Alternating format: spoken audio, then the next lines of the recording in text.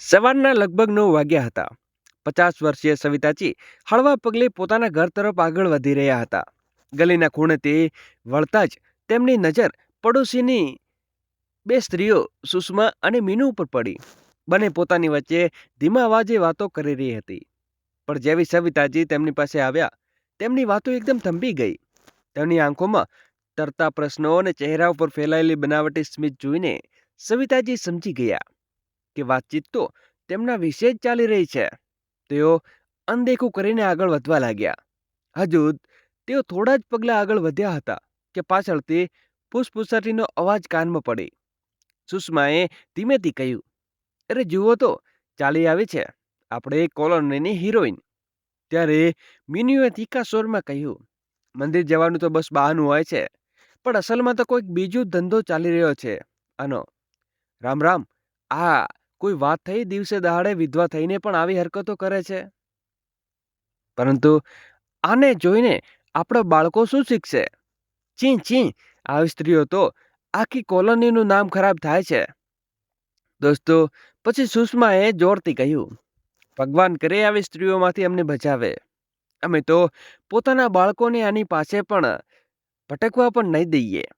સવિતાજીના પગ અચાનક અટકી ગયા. તેમણે આશ્ચર્યથી પાછળ વળીને બંને તરફ જોયું. મીનુ અને સુષ્માના અવાજે હવે ધીમે ધીમે તીવ્ર થઈ રહ્યા હતા. સવિતાએ ત્યાં જ ઊભા રહીને કહ્યું, જો કંઈ કહેવું હોય તો સામે આવીને સ્પષ્ટ કહો.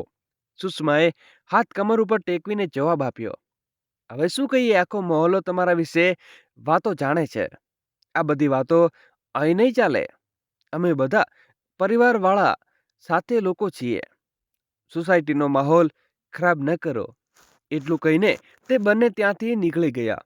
દોસ્તો, આગળ વિડીયો શરૂ કરીએ એની પહેલાં વિડીયોને લાઈક કરી અમારી નાનકડી ચેનલને સબસ્ક્રાઈબ કરવાનું ભૂલશો નહીં. પડોશનથી વાતો સાંભળીને સવિતાજીનું હૃદય ધડકા થઈ ગયું હતું. તેમને વિશ્વાસ નહોતો થયો કે લોકોની વિચારસરણી આટલી નીચી હોઈ શકે છે. કંઈક જાણ્યા સમજ્યા વિના એક ક્ષણમાં તેમને કટઘરમાં ઊભા કરી દીધા હતા. ભારે પગલે તેઓ પોતાના ઘર તરફ આગળ વધવા લાગ્યા. સવિતાજી ઉદાસ અને ઘરમાં પ્રવેશ કર્યો. તેની આંખો અસહજતા અને અપમાનના ઘેરા ભાવોથી ભરેલી હતી. અંદર આવતા જ તેમણે દરવાજો બંધ કર્યો અને અંદર આવીને પોતાની આરામ ખુરશી ઉપર બેઠા. તેની આંખો બંધ હતી, પણ મગજમાં સોસાયટીના સ્ત્રીઓની વાતો ગુંજી રહી હતી. તેઓ સમજી શકતા ન હતા કે આખરે ક્યારથી અને કેમ તેના જીવનનું દરેક પાસું બીજાને નિંદાનો વિષય બની ગયું હતું. ત્યારે તેમની 25 વર્ષીય દીકરી મુસ્કાન પોતાના રૂમમાંથી બહાર આવી. તેના ચહેરા ઉપર ચંચળ સ્મિત હતું. મમ્મી, આજે અમે બંને માટે નાસ્તો બનાવીશ અને તમે ખાઈને કહેજો કે કેવો બન્યો છે. સવિતાએ તેની વાતોને જવાબ ન આપ્યો. તેઓ પોતાને જ વિશ્વમાં ખોવાયેલા હતા. તેમનો ચહેરો ઉદાસીથી છવાયેલો ઢંકાયેલો હતો. તેમની યાદો તેમને તેના બાળપણના તેના દિવસોમાં લઈ ગઈ હતી, જ્યાં મોટા ભાગે માત્ર દુઃખ અને તિરસ્કાર જ આવ્યો હતો. જ્યારે તેઓ માત્ર 4 વર્ષના હતા, તેની માતાનો ચહેરો પણ જાણે યાદોનો ઝાંખો પડી ગયો હતો.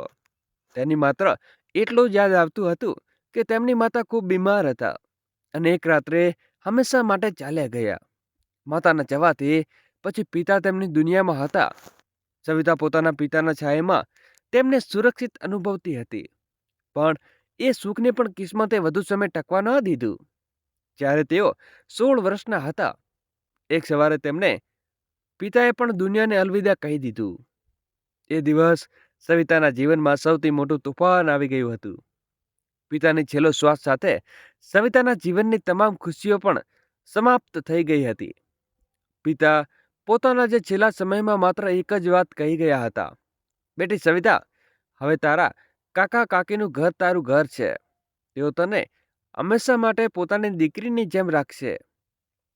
સવિતાએ સારી રીતે યાદ હતું કે કાકા કાકીએ તેમણે પોતાની છત તો આપી દીધી, પણ પોતાના દિલમાં ક્યારેય જગ્યા નહોતી આપી.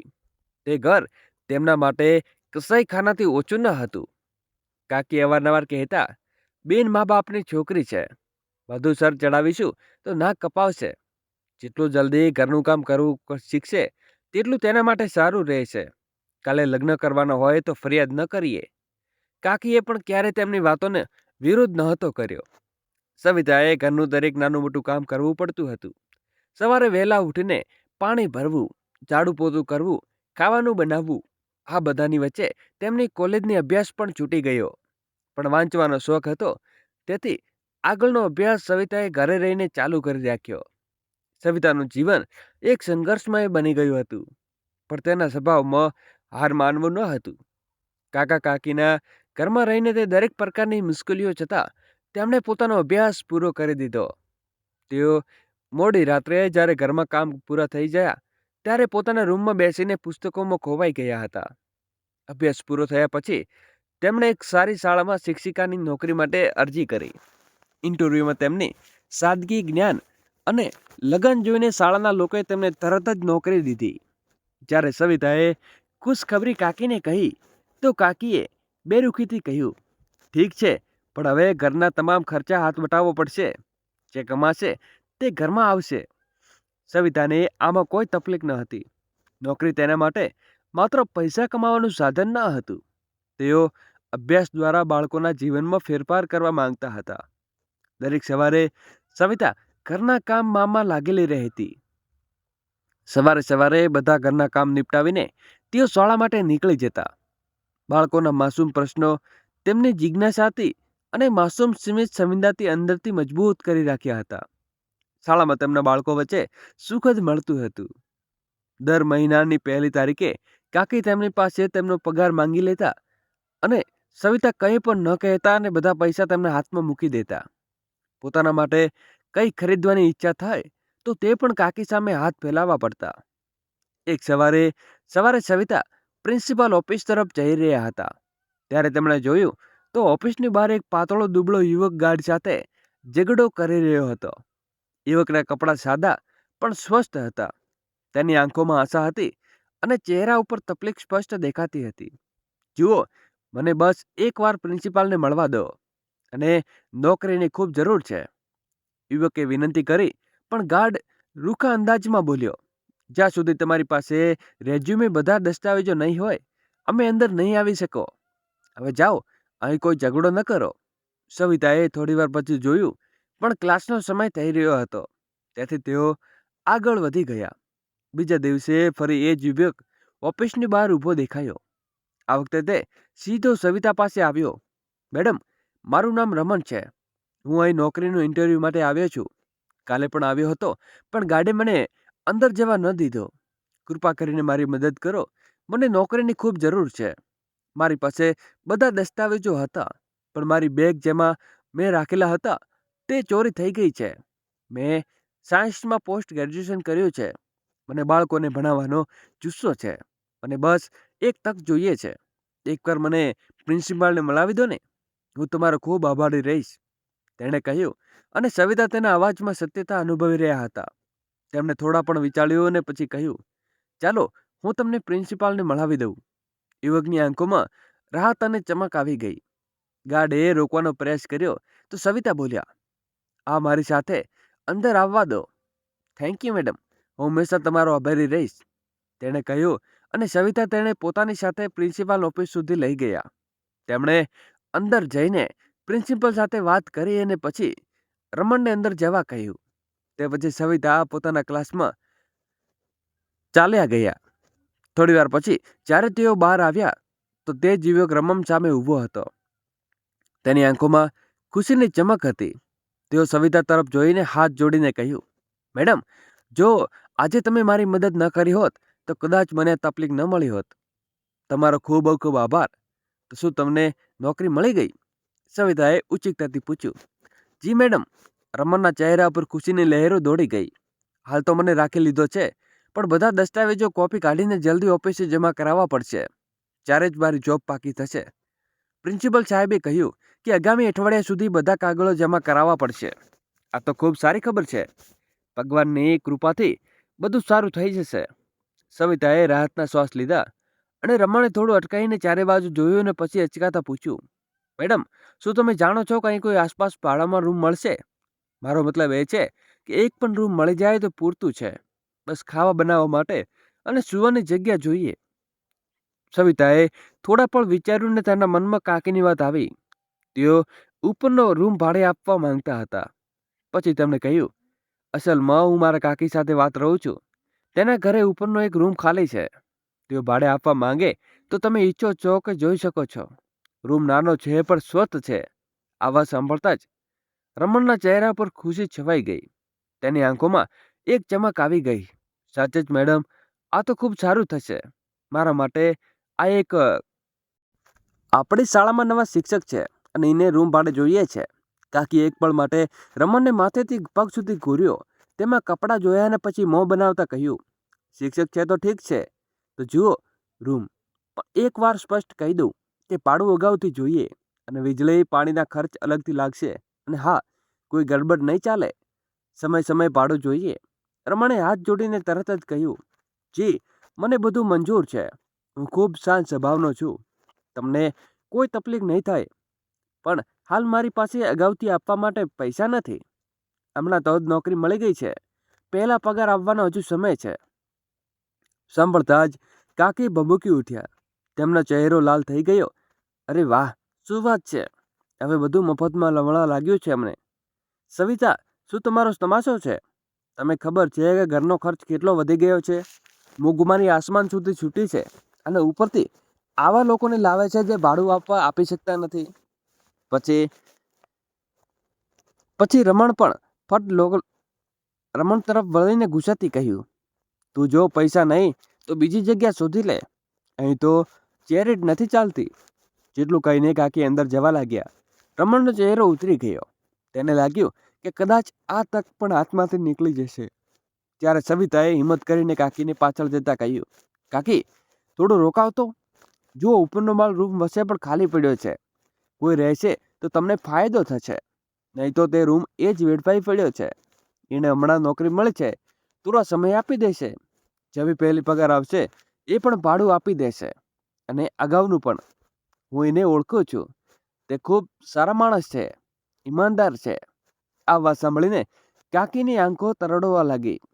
સવિતા તરફ જોયું અને પછી થોડી વાર વિચાર્યા પછી તેણે ગહેરી શ્વાસ લેતા કહ્યું, ઠીક છે, તારા કહેવાથી માની લઉં છું. પણ યાદ રાખજે, જો પહેલી પગાર પછી પણ ભાડું ન મળે તો આ રૂમ તરત જ ખાલી કરાવી દઈશ. તો તું જવાબદાર હોઈશ. હવે બતાવ તેને રૂમ. એટલું કહીને કાકી અંદર ચાલ્યા ગયા. સવિતાએ રાહતની શ્વાસ લીધો અને રમણને ઉપર લઈ ગયા. રૂમ નાનો હતો પણ સ્વસ્થ હતો. એક બારી હતી જેમાંથી પ્રકાશ આવતો હતો. રૂમ જોઈને રમણે ભાવુક થઈને સવિતા સાથે કહ્યું, મેડમ, તમારો આ ઉપકાર હું જીવનભર યાદ રાખીશ.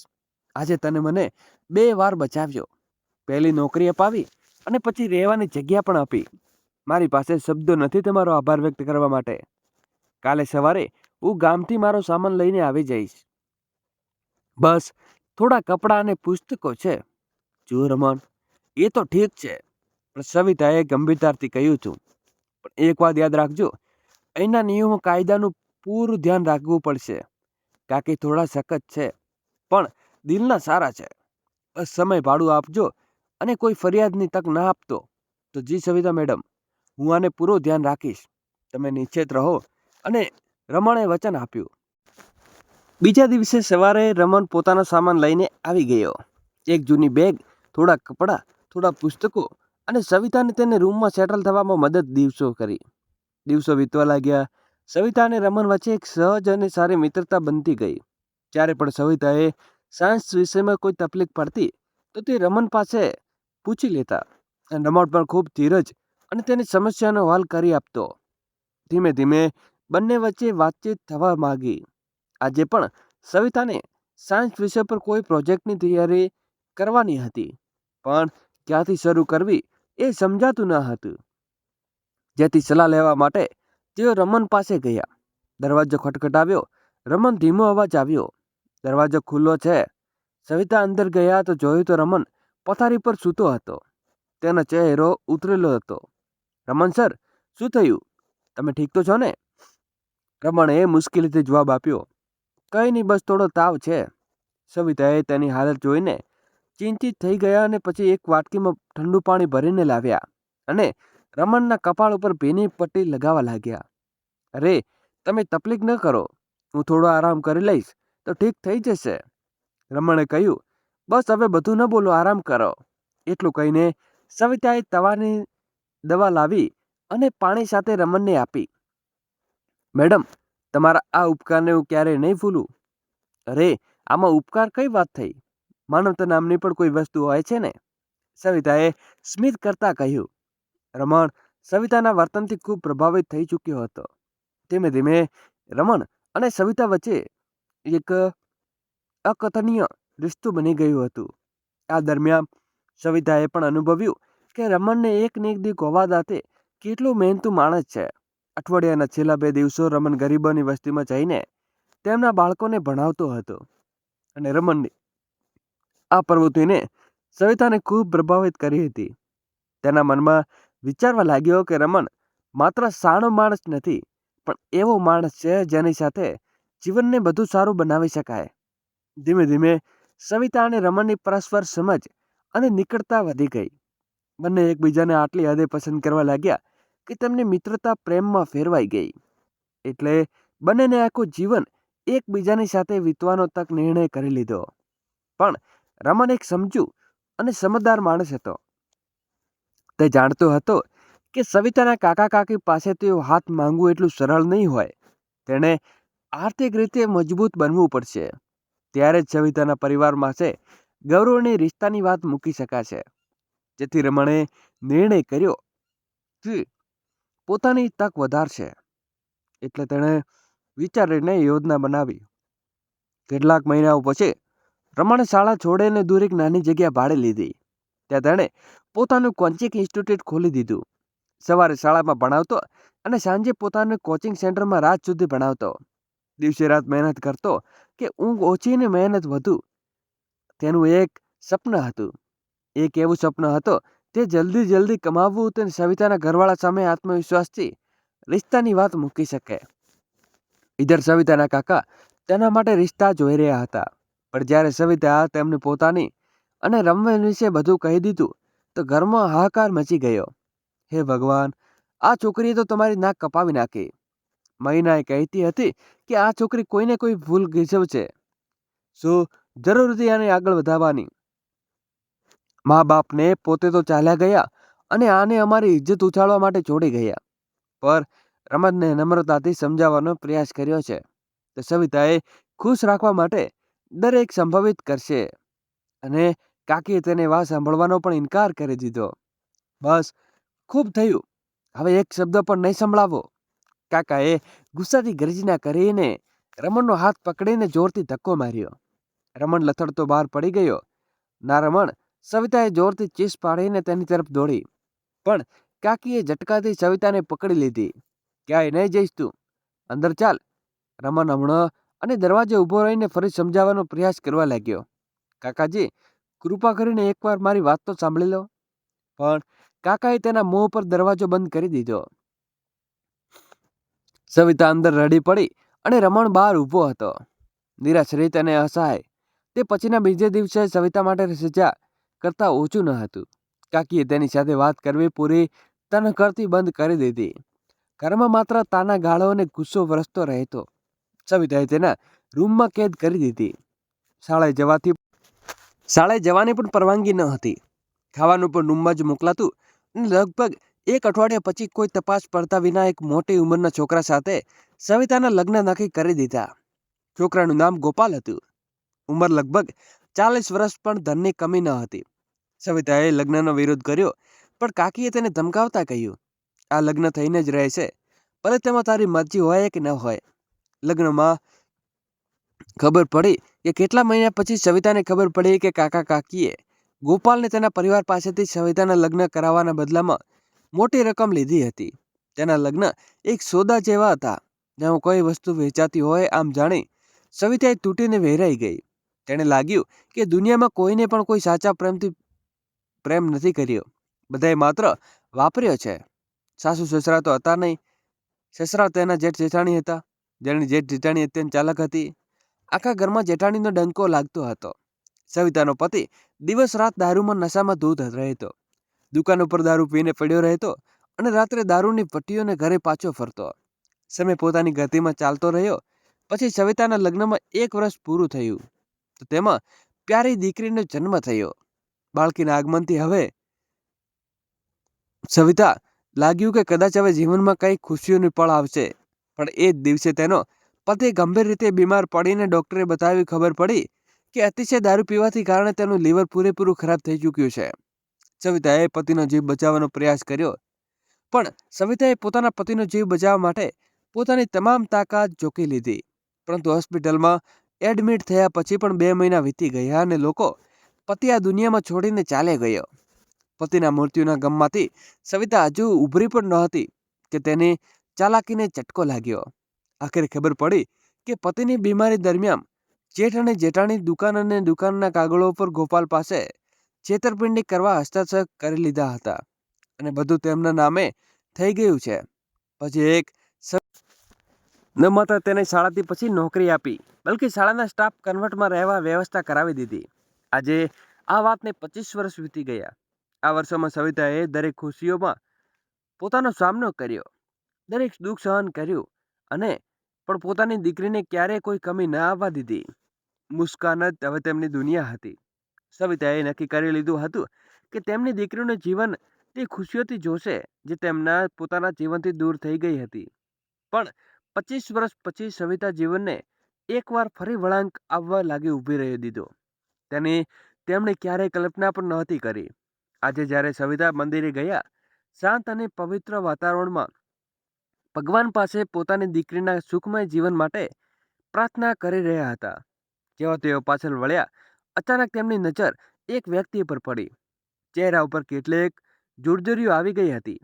દાઢી અને માથાના વાળમાંથી પસાર થતી એવી સફેદ ઝાંકી રહી હતી, પણ આંખોમાં તેમાં સહેજ ગહનાઈ અને સત્યતા દેખાઈ રહી હતી, જેવી 25 વર્ષ પહેલા હતી. રમણ, સવિતાએ આશ્ચર્યથી ભર્યા અવાજમાં કહ્યું. રમણે સવિતા તરફ જોયું અને પછી તેમાં તેની આંખો ચમકી ઉઠી. તે પોતાની જગ્યાએ જાણે અટકી ગયો. બંને કેટલીક ક્ષણો સુધી ચૂપચાપ એકબીજાને જોતા રહ્યા. સમય જાણે ત્યાં જ થંભી ગયો. સવિતા, તું? રમણના અવાજમાં આશ્ચર્ય અને ખુશીનું મિશ્રણ હતું. પણ સવિતાએ સફેદ સાડીમાં જોઈને રમણને અબાક રહી ગયા. તને કેમ છો રમણ? કહેતા કહેતા સવિતાની આંખો ભરાઈ આવી. પછી કેટલીક વાર સુધી બંને માત્ર ખામોશી રહી. પછી રમણે પોતાને સંભાળતા કહ્યું, જેમ તું છોડીને ગઈ હતી કે તું કેવી છે સવિતા? આટલા વર્ષોમાં ક્યારે વિચાર્યું પણ ન હતું કે તારી સાથે અહીં મળીશ. સવિતાએ હળવા સ્મિત સાથે જવાબ આપ્યો, ઠીક છું, પણ જિંદગીને ખૂબ વળાંક બતાવ્યું છે. ચાલો બહાર બેસીને શાંતિથી સાંભળીએ. બંને મંદિરમાં બહાર એક ખૂણે બેઠા. સવિતાએ રમણને પોતાના વીતેલા જીવન વિશે કહ્યું તો રમણ ચૂપચાપ સાંભળતો રહ્યો. સવિતા જોઈ શકતી હતી કે કેવી રીતે રમણ અહીં તે જોવાને બહાને પોતાની આંખોમાં આંસુ છુપાવવાનો પ્રયાસ કરી રહ્યો હતો. ક્યારેક આકાશ તરફ જોઈ લેતો તો ક્યારેક વૃક્ષ તરફ, પણ આંસુ ટપકતા ન હતા. સવિતાને પણ કંઈક એવું જ હાલ હતું. તું આટલું બધું સહતી હતી, આટલી તકલીફો સહન કરી, અને હું તારા માટે કંઈ પણ ન કરી શક્યો? રમણે ભારે હૈયું અને રૂંધાયેલા અવાજમાં કહ્યું. તેઓ ગળો ભરાઈ આવ્યો. પછી સવિતાએ પોતાના આંસુ લૂછતા કહ્યું, આ બધું કદાચ મારી કિસ્મતના લખાયેલું હતું. કોઈ તમારી ભૂલ નથી, પણ હવે મારી બાળકી મુસ્કાન મારી આખી જિંદગી છે. એ જ મારો આધાર છે. તેની સ્મિત જોઈને જ તમે અને મને મારા તમામ તકલીફ સહન કરવાની તાકાત મળી જાય છે. પછી સવિતાએ રમણ તરફ જોઈને પૂછ્યું, અને તું રમણ, પોતાના વિશે કંઈક તો કહે. તારી જિંદગી કેવી ચાલી રહી છે? રમણે ગેર શ્વાસ લેતા આકાશ તરફ જોઈને કહ્યું કે પોતાના વિશે શું કહેતા સવિતા? તારાથી ત્યાર પછી મારી જિંદગીમાં જાણે તમામ રંગો ગાયબ થઈ ગયા છે. મેં ક્યારે કોઈ બીજા વિશે વિચાર્યું પણ નથી. તું મારી પહેલી અને છેલ્લી મોહબ્બત હતી. સવિતા, બસ તારી યાદોને આધારે જ આ 25 વર્ષ કાપી લીધા હતા. સવિતા આ સાંભળીને શબ્દ રહી ગઈ. તેને વિશ્વાસ ન હતો કે તો શું લગ્ન નથી કર્યા? રમણ, ના સવિતા, તારા ઘરવાળાઓએ જબરજસ્તી તારા લગ્ન કોઈ બીજા જોડે કરી દીધા. પણ હું મારા સિવાય કોઈ બીજા વિશે વિચારી પણ શક્યો ન હતો. આજે પણ ન શકું, રમણે દુઃખભર્યા અવાજમાં કહ્યું. બંને ત્યાં બેઠા હતા અને ખૂબ જ કંઈ કહેવાનું હતું, પણ શબ્દો મળતા જ ન હતા. સવિતા અને રમણની મંદિરમાં થયેલી તે અનિશ્ચિત મુલાકાત પછી સવિતાની જિંદગી જાણે ફરીથી થંભી ગઈ હતી. ભૂતકાળનું તે દુઃખ અને તે યાદો તેને 25 વર્ષમાં મોટી મુશ્કેલીમાં ભૂલાવી દીધી હતી. હવે એકવાર ફરીથી તેમના હૃદયમાં અને મન પણ હાલી દેવા લાગ્યું હતું. તેમણે ક્યારેય વિચાર્યું પણ નહોતું કે રમણે આટલા વર્ષ પછી પણ એકલા તેના વિના અને તેમની યાદોમાં આમ જ વિતાવી દીધા હતા. હવે આજે ઘરે પહોંચીને સવિતાનું મન સતત ભૂતકાળમાં અને વર્તમાન વચ્ચે ઝૂલતું હતું. રમણનું ફરીથી તેમની જિંદગીમાં આવવું તેમને એક અજીબ રાહત આપી રહ્યું હતું અને દુઃખ પણ. તેઓ વિચારી રહ્યા હતા કે કેવી રીતે પોતાની કઠિન સમયમાં તેમણે ક્યારે હાર નથી માની, પણ પડોશની સ્ત્રીઓ તેમને અંતે રમણની સાથે બેસવાની વાતો કરતા જોયા તો એક એવી વાતો ફરી જે તેમણે અંદર સુધી ચીરી હતી. તેમના હૃદયમાં એક ઘેરી વંદના હતી કે જ્યારે તેમની દીકરી મુસ્કાન આવવાનો અવાજ આવ્યો. મમ્મી, તમે ક્યાં ખોવાઈ ગયા હતા અને તમે કેમ રડી રહ્યા છો? કંઈ થયું છે શું? સવિતાજી પોતાની સાડીના પલ્લવથી પોતાની આંખોના આંસુ લૂછવા લાગ્યા અને કહ્યું, ના બેટા, કંઈ નહીં. પણ મુસ્કાનને ચીડાઈને કહ્યું, ના મમ્મી, કોઈ વાત જરૂર છે. તમે ખૂબ ઉદાસ દેખાઈ રહ્યા છો. મારે નહીં કહેશો? પછીની વાત બદલાતા હળવેથી સ્મિત કરતા બોલી, બસ બેટા, વિચારી હતી કે એકવાર કોઈ સારો રિશ્તો જોઈ અને તારા લગ્ન કરાવી દઉં, જે પોતાની જવાબદારીમાંથી મુક્ત થઈ જાય. આ વાત સાંભળતા જ મુસ્કાન ભડકી ઉઠી. શું મમ્મી, તમે કેટલી વાર કહ્યું છે કે મને કોઈ લગ્ન નથી કરવા? તમને એકલા છોડીને હું ક્યારેય નહીં જવાની. અને આજ ફરી મારી સામે લગ્નનું નામ પણ ન લેતી. હું માત્ર તમારી સાથે રહેવા માંગુ છું અને મારી જિંદગીમાં બીજા કોઈની જરૂર નથી. સારું બાપા, નથી કરવી તારા વિશે લગ્નની વાત. તું તો નાસ્તો બનાવતી જ રહી ને. શું બનાવ્યું છે? મુસ્કાન જલ્દીથી રસોઈમાં ગઈને ચા સાથે બ્રેડ ટોસ્ટ લઈને આવી અને સવિતાજીની પાસે આવીને બેઠી. મા દીકરી બંને સાથે બેસીને નાસ્તો કરવા લાગ્યા.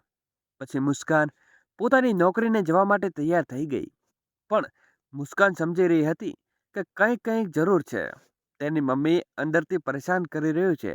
મુસ્કાન જતા જોઈને સવિતાજી ફરીથી પોતાની ડાયરી કાઢી અને તેમાં પોતાના હૃદયની હાથ અવારનવાર લખતા હતા કે પોતાના હૃદયનું દરેક દુઃખ, પોતાનો વીતેલો જીવનનો અંશ અને દરેક કઠિનાઈ જે તેને સહન કરી હતી તે ડાયરી સાથે વહેતા.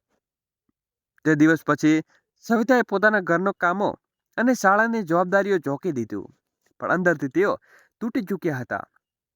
મુસ્કાને કેટલી વાર અનુભવ થયો કે તેમની મમ્મી હવે પહેલા જેવા નથી. જ્યારે પણ સવિતાની ડાયરીમાં કંઈક લખતા તો મુસ્કાને આ જોવાની જિજ્ઞાસા હતી કે તેમની મમ્મી તે ડાયરીમાં શું લખે છે, પણ તેમને ક્યારેય પૂછવાની હિંમત નહોતી કરી. અવારનવાર મંદિરમાં સવિતા અને રમણની મુલાકાત થતી હતી. ક્યારેક રમણનો ફોન પણ આવી જતો અને ક્યારેક હળવા ફૂલવા અંદાજમાં સવિતાની હાલત પૂછી લેતો અને પછી ધીમે ધીમે વાતોનો સિલસિલો ગહેરો થવા લાગ્યો. તેમની વાતથી જ ક્યારે વધુ લાંબી નહોતી થતી, તે પણ થોડી મિનિટો વચ્ચેની વાતો હતી. લાગણીઓનો અડગ રહી જતી હતી. મંદિરમાં રમણને જોયા પછી લગભગ 1 અઠવાડિયું વીતી ગયું હતું. સવિતાને ચિંતા થવા લાગી હતી. પહેલાં તો તેમણે અવગણી દીધી, પણ જ્યારે રમણનો ફોન પણ ન આવ્યો તો સવિતાથી રોકાયું નહીં. આખરે તેણે પોતે રમણને ફોન કર્યો તો ખબર પડી કે કેટલાક દિવસોથી રમણની તબિયત ઠીક ન હતી. સવિતાને ફોન પર રમણનું સરનામું પૂછ્યું અને તરત જ તેના ઘર તરફ નીકળી પડ્યા. રમણનું ઘરનું વાતાવરણ શાંત હતું. સવિતાએ ચારે દરવાજો ખોલ્યો તો રમણે કહ્યું, અરે, તું અહીં કેમ આવી? હું તો ઠીક છું. સવિતાએ તેની તરફ જોયું. ત્યાં પહોંચીને રમણની હાલત જોઈ તો સવિતાના કપાળ ઉપર ચિંતાની લીટીઓ ગહેરી થઈ ગઈ. તેની હાલત જોઈને તેનું હૃદય ભરાઈ આવ્યું. જાણે તે ખૂબ કમજોર અને થાકેલા લાગતા હતા. રૂમમાં દવાઓ તો દૂર ઠીક ખાવાની વાત પણ કોઈ વ્યવસ્થા ન હતી. તે ડૉક્ટરને બતાવ્યું. તે સવિતા જઈશ અને રમેશને બેદરકારીથી કહ્યું, તું પણ ન આજે બિલકુલ એવો જ છોકરો જે 25 વર્ષ પહેલા હતો, બિલકુલ બેદરકાર. સવિતાએ ગુસ્સામાં રમણને ઠપકો આપતા કહ્યું. તો રમણ સ્મિત ઉઠ્યો. તારી હાલત જોઈને તો નથી લાગતું કે તું ઠીક છે. ચાલો ડોક્ટર પાસે ચાલીને બતાવીએ. બહાનું નહીં સાંભળું, સવિતાએ મોટા હકુમથી કહ્યું. અને રમેશે થોડી નાબૂક કરીને સવિતાની જીદ આગળ હાર માની લીધી. સવિતા તેને ડોક્ટર પાસે લઈ ગયા અને ડોક્ટરની તપાસની વ્યવસ્થા, કેટલી જરૂરી દવાઓ લખી આપી. સવિતાએ બધી જવાબદારી લીધી ને બંને પાછા ઘરે ફર્યા. સવારે પહોંચીને સવિતાએ રસોઈમાં જઈને હળવું ફૂલકું ખાવાનું બનાવ્યું અને રમણે તેને રોકવાનો પ્રયાસ કર્યો, પણ તેમને સ્પષ્ટ શબ્દોમાં કહ્યું, ચૂપચાપ બેસો, તે પોતાની મારી વાત માનવી પડશે. જ્યારે રમણે ખાવાનું ખાધું તો તેના ચહેરા ઉપર થોડી રાહત દેખાઈ. સવિતાની આંખોમાં પણ સુખ હતું. તેઓ ઈચ્છતા હતા કે રમણ જલ્દી ઠીક થઈ જાય. આવું પૂરું થયા પછી બંને કેટલી વાર સુધી ચૂપચાપ બેઠા રહ્યા. કેટલી બધી મિનિટો નહીં. ખાવાનું પણ ખાઈને રમણ થોડો ખચકાતા કહ્યું, સવિતા, તમે સાંભળવામાં ઓછું અજીબ લાગશે, પણ કદાચ વિચિત્ર પણ છે. હું તારી પાસે કંઈ કહેવા માંગ્યો છું. ખૂબ દિવસોથી હૃદય ભર્યા સવિતાએ તેની તરફ જોયું ને શું વાત છે રમણ? બોલો ને. રમણે ગહેરી શ્વાસ લીધી અને તેનું હૃદય ઝડપથી ધડકી ઉઠ્યું. પછી તેણે કહ્યું, સવિતા, જિંદગીએ આપણને બંનેને ખૂબ જ કંઈક બતાવ્યું છે. મેં તારા વિના જીવવું શીખ્યું અને તે પોતાના વિના જીવનમાં ખૂબ સંઘર્ષ જોયા છે. 25 વર્ષ વીતી ગયા, પણ આપણે ક્યારે એકલા જ